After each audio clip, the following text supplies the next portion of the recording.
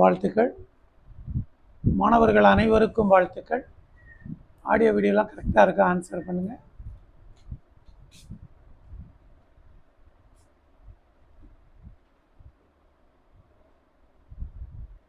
நல்லது, மகிழ்ச்சி மகிழ்ச்சி.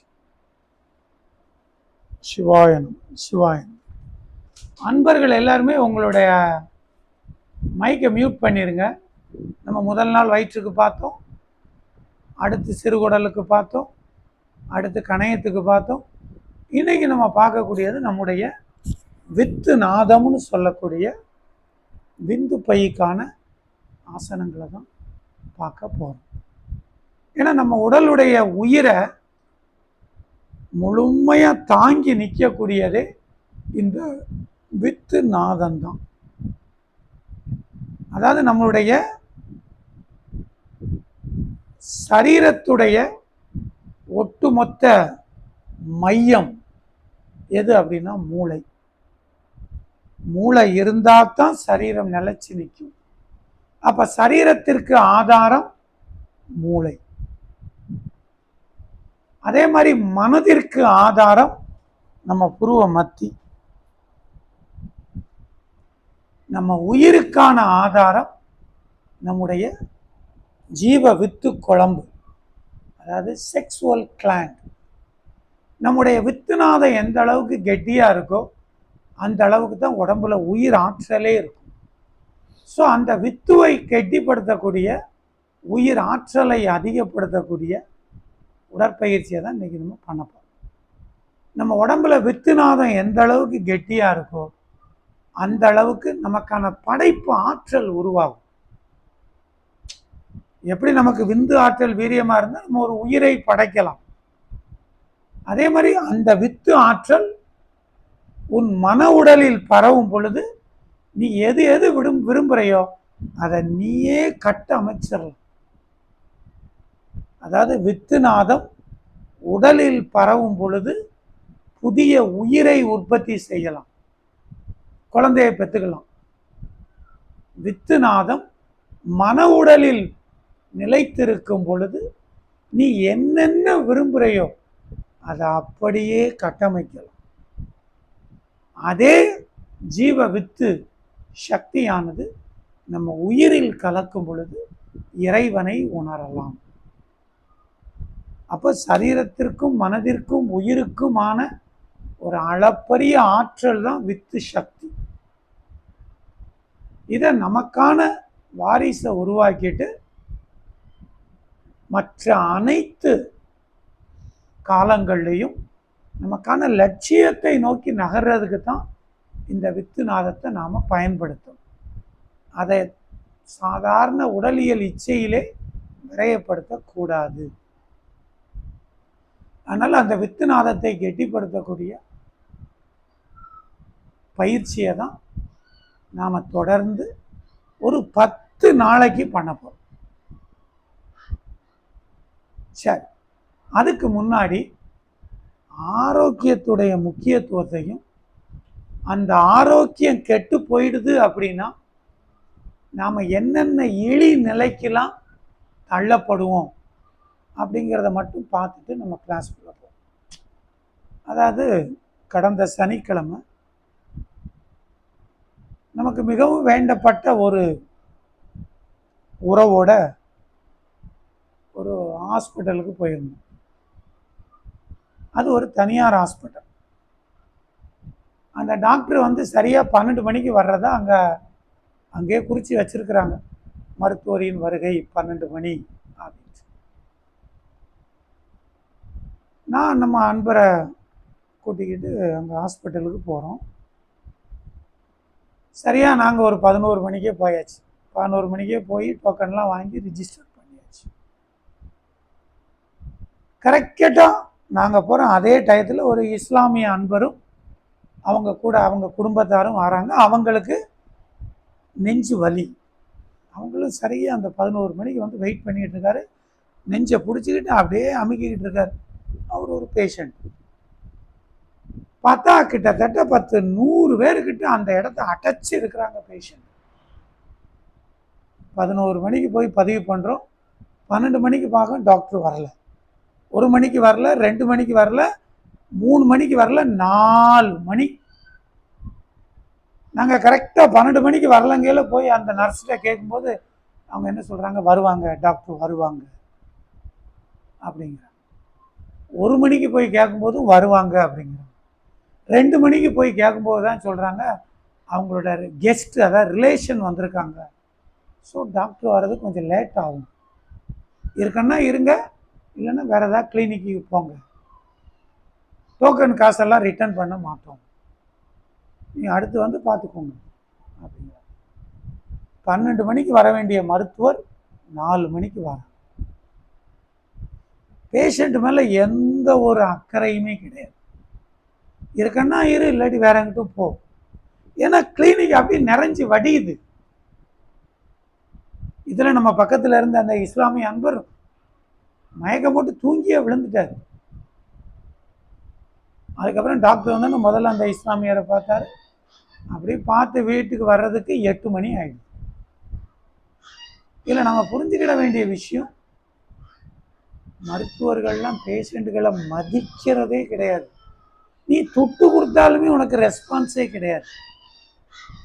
ஏன்னா நீ ஒருத்தன் போய் துட்டு கொடுத்தா தானே உனக்கு ரெஸ்பான்ஸ். 100 பேர் வரக்கூடிய இடத்துல 200 பேர் போகிறாங்க பேஷண்ட். அடிக்கல அவங்களுக்கு வந்து தன்னுடைய கஸ்டமரான பேஷண்ட்டை மதிக்கணும், டயத்துக்கு போகணும், அதெல்லாம் கிடையவே கிடையாது. அதனால் மாணவர்கள் புரிஞ்சுக்கிட வேண்டிய விஷயம், உனக்கு ஏதாவது ஒரு நோய் வந்துடுதா, நீ தொலைஞ்ச, அத்தோட தொலைஞ்ச. உன் உடம்புக்குன்னு கேர் எடுக்கிறதுக்கு எந்த மருத்துவரும் தயாரே கிடையாது. துட்டு கொடுத்தாலும் பார்க்க மாட்டாங்க. அதனால் உடம்புக்கு எந்த பிரச்சனையும் இல்லாமல் பார்த்துக்கோ. வள்ளுவ பெருந்தகை சொன்ன மாதிரி, மருந்தன வேண்டாவாம் யாக்கைக்கு அருந்தியது அற்றது போற்றி உணின். சாப்பாட்டை கவனமாக சாப்பிடு, டயத்துக்கு சாப்பிடு, அளவோட சாப்பிடு, சத்தான ஆகாரத்தை சாப்பிடு. நான் கண்டதையும் சாப்பிடுவேன், கண்ட மாதிரி வாழுவேன், ஏதாவது ஒன்றுன்னா டாக்டர்கிட்ட போயிடுவேன், கனவுல கூட நினைக்காத. உன்னை வச்சு சோழியை முடிச்சிருவாங்க. அதனால உடலுக்கு எந்த ஒரு நோயும் இல்லாமல் பார்த்துக்கோ. அந்த நோய் வராமல் இருக்கணும்னா பசிக்கு சாப்பிடு, உண்ட உணவிற்கு தக்கன உடற்பயிற்சி பண்ணு, வாழும் வாழ்க்கைக்கு ஏற்ற மாதிரி நல்ல ஓய்வு எடுத்துக்கோ. உணவு, உடற்பயிற்சி, உறக்கம், இந்த 3ஐயும் பண்ணு. அப்படி இல்லை அவ்வளோதான், நீ கம்ப்ளீட்டாக கொலாப்ஸ். அதான் நம்ம வாழ்த்து பாடலில் சொல்கிற மாதிரி, திருமூலர் சொல்கிற மாதிரி தான், உன் உடம்ப நீ பார்த்துக்கோ. உன் உடம்ப மருத்துவன் பார்ப்பான், உன்னை ஆள்றவன் பார்ப்பான் அப்படின்லாம் கனவுல கூட நினைக்காது. அதனால் இந்த எச்சரிக்கை உணர்வோடு, எப்படி எருவமாட்ட தார்க்கம்பை கொண்டு ஒரு குத்திட்டு ஸ்டார்ட் ஆகிட்ட அடித்தா தான் அதுக்கு உணரே வரும். அந்த மாதிரி நாம் இருக்கணும், எச்சரிக்கையாக இருக்கணும். எனக்கு அது வந்து ஒரு மிகப்பெரிய ஒரு மன வருத்தமாக ஆகிப்போச்சு. ஏன்னா அவர் நம்முடைய ஆத்ம ரீதியான நண்பர். கூப்பிட்டாரு, சாமி வா வாங்க, ஏன்னா நண்பர், என்னுடைய கல்லூரியின் நண்பர். சரி, நல்லது, மகிழ்ச்சி. அதனால் மாணவர்கள் ஒழுங்காக டயத்துக்கு சாப்பிடுங்க, தினமும் உடற்பயிற்சி யோகா பண்ணிடுங்க. ஒரு நாளைக்கு முடிஞ்சால் 8 மணி நேரம் இல்லை 6 மணி நேரம் நல்லா தூங்கிரு. சம்பாத்தியம் அது வரும் தானா, அதுக்காக உடம்பை போட்டு வருத்திக்கிறார். சரி, இன்னைக்கான உடற்பயிற்சி பார்ப்போம். காலை அதே ஒரு 4 அடி கேப் வச்சுக்கோங்க. முதல்ல வலது காலம் மடிக்கணும். இங்கே பாருங்கள், வலது காலம் மடிச்சு. இது 1. அடுத்து 2, 3. ரெடி? வலது கால் இடது கால் ரெண்டும் சேர்ந்தது ஒரு கவுண்டிங். இந்த மாதிரி 10 கவுண்டிங் பண்ணும். இப்போ பாருங்க, ரைட், லெஃப்ட், இது 1. இந்த மாதிரி ஒரு 10 கவுண்டிங் பண்ணலாமா? ஆன்சர் பண்ணுங்க.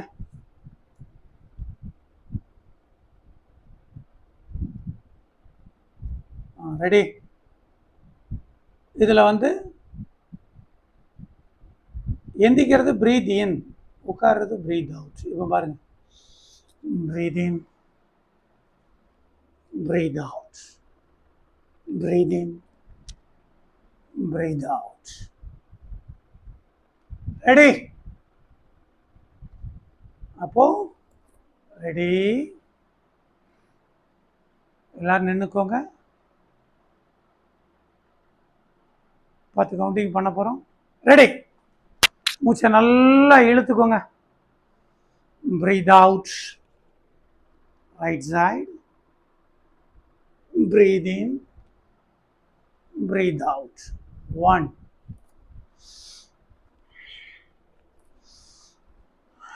2, 3, 4,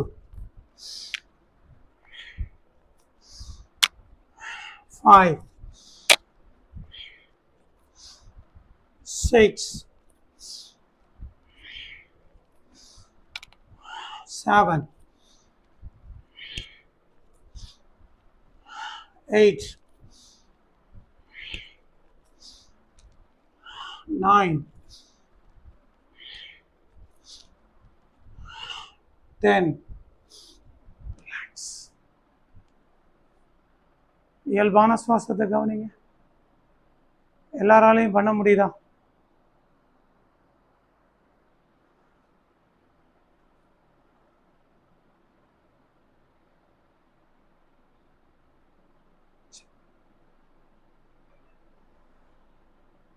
நல்லது. நல்ல ஆழ்ந்த சுவாசத்தை இழுத்து விடுங்க. யாமே சுகம், யாமே சுகம். இயல்பான சுவாசத்தை கவனிங்க. யாமே சுகம். இந்த ஒர்க் அவுட்டை நீங்கள் தொடர்ந்து செய்யும் பொழுது உங்கள் உடலால் மற்றவங்களுக்கு சுகத்தையும், மனதால் மற்றவங்களுக்கு சுகத்தையும், உயிரால் மற்றவங்களுக்கு சுகத்தையும் கொடுக்கிற நிலையில நீங்க இருப்பீங்க. நம்ம எந்த இடத்துக்கு போறோமோ அந்த இடத்துல சுகத்தை கட்டமைக்கக்கூடிய செல்வம் விருத்தி அடையும். அந்த அளவுக்கு நம்முடைய வித்து நாதத்தை வீரியப்படுத்தக்கூடியது இந்த ஆசனம். ரெடி? நெக்ஸ்ட். கால் அதே மாதிரி விரிச்சுக்கோங்க. ரெடி? இப்போ இங்க பாருங்க, ரைட். ரைட்டுங்கையில் இந்த கால் வலது பக்கம் திரும்பணும். இங்க பாருங்க, ரைட்.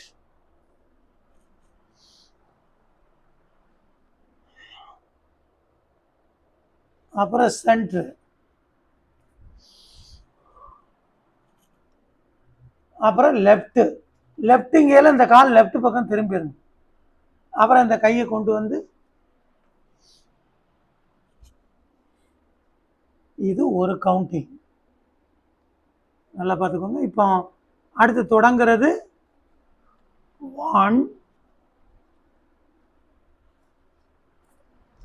2 3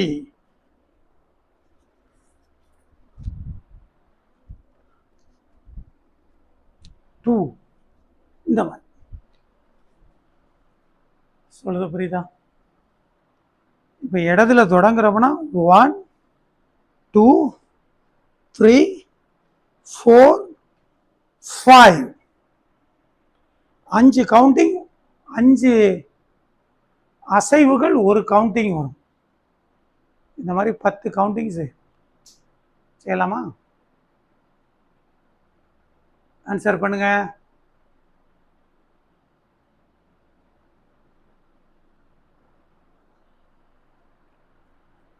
ரெடி.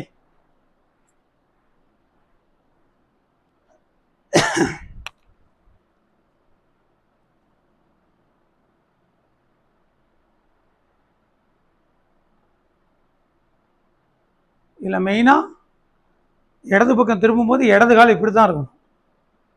அது ரொம்ப கவனமாக மெயின்டைன் பண்ணணும். ரெடி. இதில் கையை தூக்கும்போது ப்ரீத் இன், இறக்கும்போது ப்ரீத் அவுட். ஒவ்வொரு முறைக்குமே அப்படி தான். தூக்கும்போது ப்ரீத் இன், இறக்கும்போது ப்ரீத் அவுட். மெதுவாக பண்ணுங்க. ஒரு 10 கவுண்டிங் பண்ணுங்க. வருதான்னு பாருங்க. ரெடி.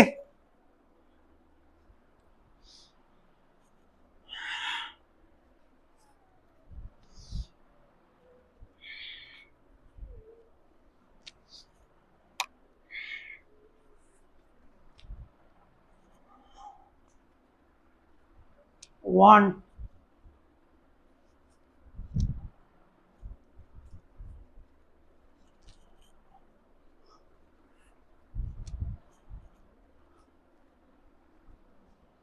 2,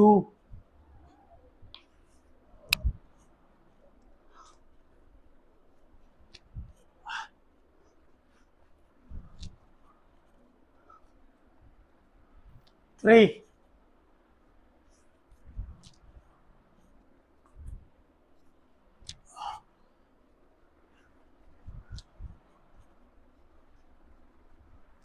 5,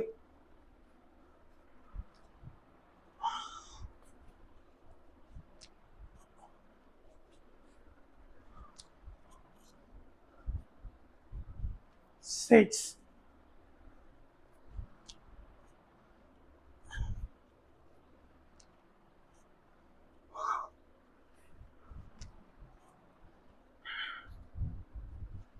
7,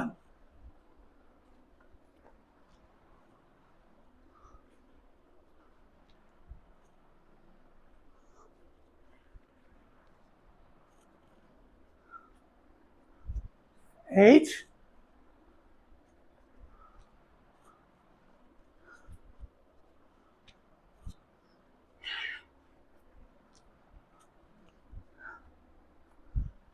9,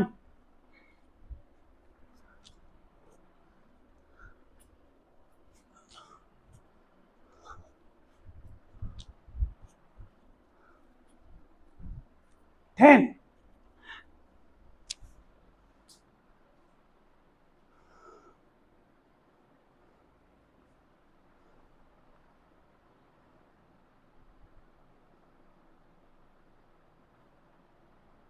ரெடி.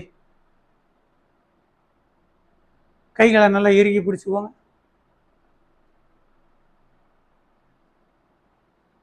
ரெடி. மூச்சை நல்லா இழுத்துக்கோங்க. யாமே சோகம்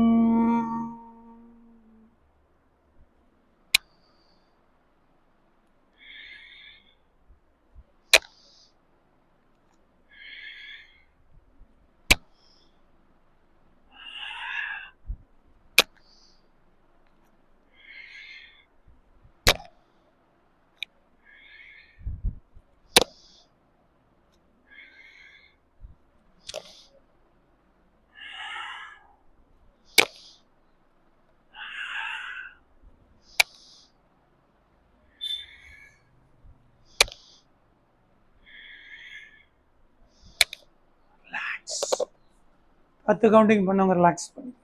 இந்த வித்து நாகத்தை கெட்டிப்படுத்தக்கூடிய ஆசனங்களை தான் நமது திருமூலர் ஆசனமும், அதாவது இந்த ஜனவரி மாதம் 20ஆம் தேதியிலிருந்து 25ஆம் தேதி வரைக்கும் ஆன்லைன் வகுப்பாக எடுக்க இருக்கிறோம். இது முழுக்க முழுக்க உடலுடைய நரம்பு சார்ந்த பிரச்சனைகளுக்கும் ஆண்மை சார்ந்த பலகீனத்திற்கும் அற்புதமான ஆசனங்கள். அதனால அன்பர்கள் அனைவரும் இந்த ஆன்லைன் வகுப்பில் கலந்து கொண்டு உங்களுடைய உடலையும் மனதையும் உயிரையும் வீரியப்படுத்த உங்களை அன்போடு அழைக்கிறோம்.